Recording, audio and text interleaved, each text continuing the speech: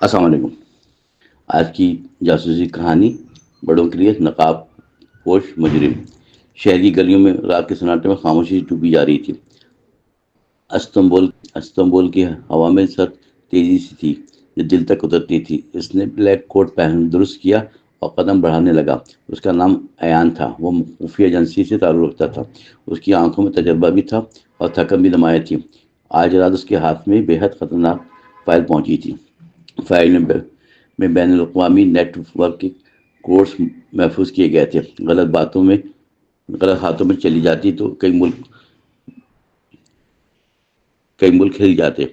ایان جانتا تھا کہ ایک غلط لمحہ سب کچھ بدل سکتا ہے، پھر بھی وہ پرسکون تھا۔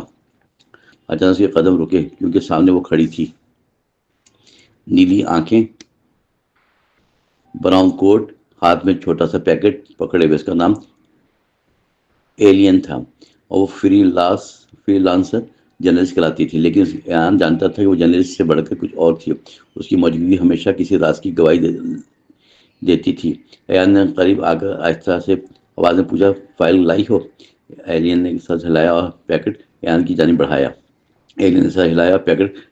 بڑھایا۔ ہاتھ چھوتے ہی سر ہوا میں عجیب ہی گرم لہر دوڑی۔ ایان نے لمحے محسوس کیا کہ مگر کوشش کی کسی چھپا دے۔ ایلین نے نظروں میں سوال رکھا جیسے کچھ اور کہنا چاہے۔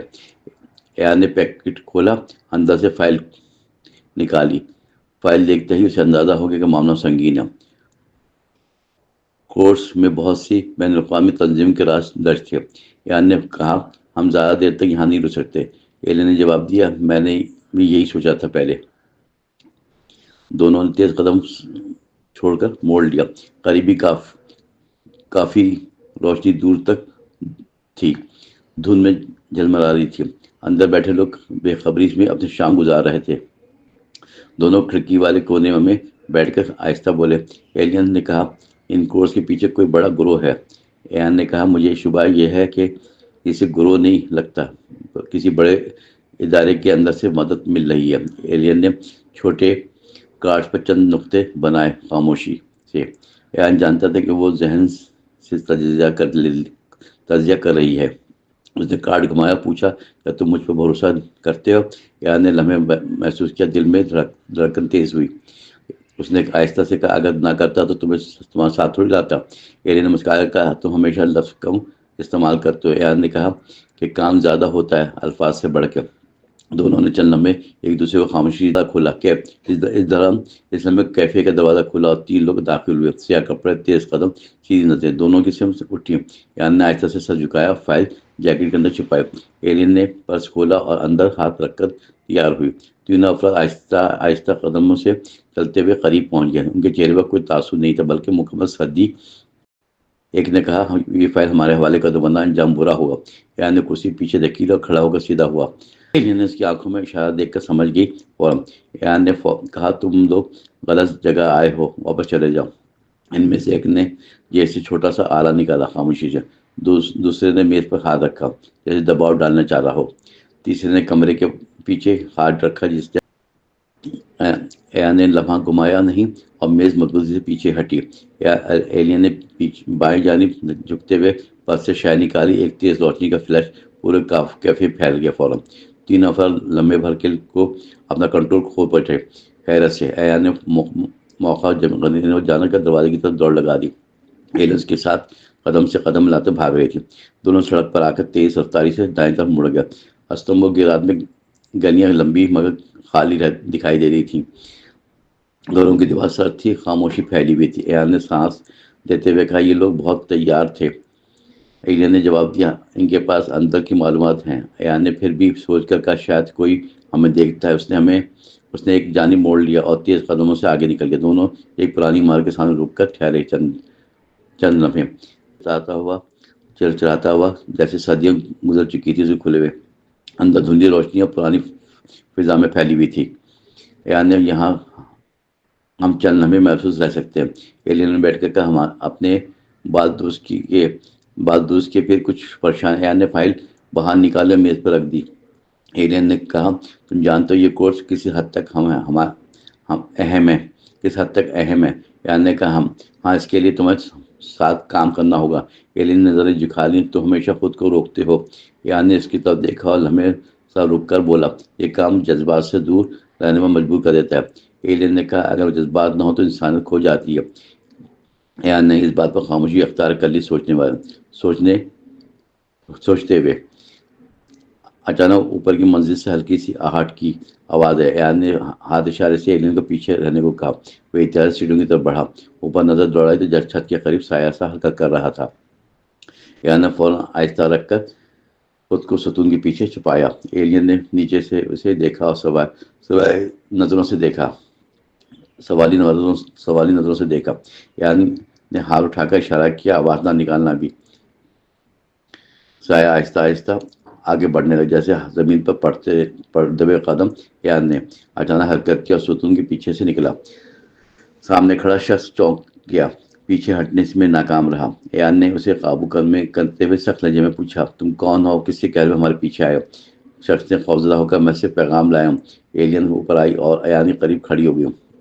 شخص نے جیب سے چھوٹا سا فون نکالا ہلکے ہاتھوں سے۔ ایلین نے فون لے کر اسکرین آن کی اور حیران رہ گئے۔ ایلین نے فون لے کر اسکرین آن کی اور حیران رہ گئی۔ اسکرین پر لکھا تھا، ایلین نے کہا یہ سب تمہیں برائے چیلنج کریں۔ ایان نے کہا اور تم جانتی ہو میں پیچھے نہیں ہٹتا۔ ایلین نے آہستہ سے قدم بڑھایا، ایان کے قریب کھڑی ہوئی۔ اس کے لہجے میں نرمی تھی جو کم ہی دکھائی دیتی ہے۔ اس نے کہا شاید اس بار میں ہمیں ایک دوسرے پر مکمل بھروسہ کرنا ہوگا۔ ایان نے اس کی طرف دیکھا، جیسے دل میں کچھ کھلتا جائے۔ دیکھا میں بھروسہ کرتا ہوں، بس تم ساتھ رہنا ہمیشہ۔ ایلین نے مسکراتے ہوئے کہا، شاید یہی جواب سننا چاہتی تھی۔ ایان نے فائل اٹھائی اور باہر جانے کے لیے دروازہ کھولا۔ ایلین نے اس کے ساتھ قدم رکھا اور جیسے راستہ مشترکہ تھا۔ دونوں شہر کی خاموش رات میں آگے بڑھتے دکھائی دیے۔ پیچھے رہ گئی عمارت، مگر آگے نئی کہانی شروع ہو گئی۔ رات کی گلیاں خاموش تھی، مگر خطرہ نہ جانے کہاں چھپا تھا۔ ایان اور ایلین تیز قدموں سے چلتے ہوئے پل کے قریب رکے۔ ہوا میں نمی تھی، سمندر کی خوشبو دور سے محسوس ہو رہی تھی۔ ایان نے فائل مضبوطی سے تھامے، جیسے آخری امید ہو۔ ایلین نے کہا، تم جانتے ہو وہ دوبارہ آئیں گے؟ ایان نے جواب دیا، ہاں، مگر اس بار ہم تیار ہوں گے۔ انہوں نے چھوٹا آلہ نکال کر فائل کے نیچے رکھا۔ آہستہ ایلین نے پوچھا، یہ کیا ہے؟ تم کچھ بتاتے نہیں ہو کبھی؟ ایان نے کہا، یہ حفاظتی چپ ہے جو فائل محفوظ رکھتے ہیں۔ اس کے بغیر کورس کھل کر بھی جاتے ہیں، کچھ سمجھ نہ آئے۔ اچانک پل کے دوسرے کنارے سے گاڑی کی آواز گونجی، تیز ہائی لائٹ ایان اور ایلین کے چہروں پر پڑتی رہی۔ پرانی گاڑی آ کر رکی اور 3 لوگ باہر نکل آئے، وہی سیاہ کپڑے والے لوگ جو کیفے میں ملے تھے۔ انہوں نے تیز نظروں سے دونوں کو اوپر رکھے، جیسے شکار سامنے تھا۔ ایک نے کہا، فائل دے دو ورنہ اس بار مہلت نہیں ملے گی۔ ایان نے ایلین کے سامنے آ کر اس کے پیچھے رکھا۔ ایلین نے ایان کا کندھا تھاما اور آہستہ کہا، مت رک۔ ایان نے مضبوط لہجے میں کہا، تم لوگ فائل نہیں لوگے۔ پھر اس نے آلہ دبایا اور فائل کے اندر نظام چالو ہو گیا۔ ایک لمحے فائل سفید روشنی سے جھکملانے لگی۔ سیاہ لوگ، کپڑے والے لوگ چونکے، پیچھے ہٹنے کی کوشش کی۔ ایان نے ایلین کا ہاتھ پکڑا اور پل کے نیچے کود گیا۔ نیچے کشتی تیار تھی، جیسے دونوں پہلے سے جانتے تھے۔ کشتی پانی میں تیزی سے بہتی ہوئی آگے بڑھنے لگی۔ پیچھے سے فائرنگ کی آواز گونجنے لگی، خطرناک طور پہ۔ ایلین نے کپڑے درست کیا اور سانس بھرتے ہوئے بولی، یہ سب صرف فائل کے لیے نہیں بلکہ تمہیں روکنے کے لیے بھی ہے۔ ایان نے نظریں سیدھی رکھتے ہوئے کہا، ہاں میں جانتا ہوں، اس لیے میں نے پلان ہی تیار کر رکھا ہوا تھا۔ کشتی کچھ دور جا کر ایک پرانی گودام کے قریب رکی۔ دونوں اترے اور اندھیرے راستے سے اندر داخل ہو گئے۔ گودام خالی مگر خاموش تھا، جیسے کوئی سانس لے رہا ہو۔ ایان نے دیوار کے پیچھے چھپا بٹن دبایا احتیاط سے۔ دروازہ کھلا، نیچے خفیہ کمرہ نظر آنے لگا۔ فوراً ایلین نے کہا، یہ جگہ تم نے کب سے تیار رکھی ہے؟ ایان نے کہا، جب سے پتہ چلا کہ تمہیں بھی خطرہ ہو سکتا ہے۔ ایلین چند لمحے خاموش رہی، جیسے دل میں کچھ پگھل رہا ہو۔ ایان نے میز پر فائل رکھی اور آلہ الگ کیا پرسکون انداز میں۔ ایلین نے کہا، اب یہ فائل محفوظ ہے ہمارے پاس۔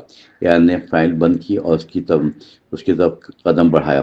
وہ ایک دم رکی، اس کی نظریں اٹھا کر ایان کو دیکھا۔ ایان نے دھیرے سے کہا، میں جانتا ہوں کہ تم اہم بن چکی ہو۔ ایلین نے سوالیہ لہجے میں پوچھا، کس معنی میں اہم ہے؟ ایلین نے کہا ایان نے کہا آہستہ کہا، تم صرف ساتھی نہیں بلکہ میرا انتخاب۔ ایلین یہی سننے کے بعد بے اختیار مسکرا دی۔ اس نے کہا، تم جیسے لوگ دل کی بات کہنے میں دیر لگاتے ہیں۔ ایان نے کہا، مگر ایک بار کہہ دوں تو میں پیچھے نہیں ہٹتا۔ ایلین نے قدم بڑھایا اور دونوں آمنے سامنے رکے۔ خطرہ اب بھی موجود تھا، مگر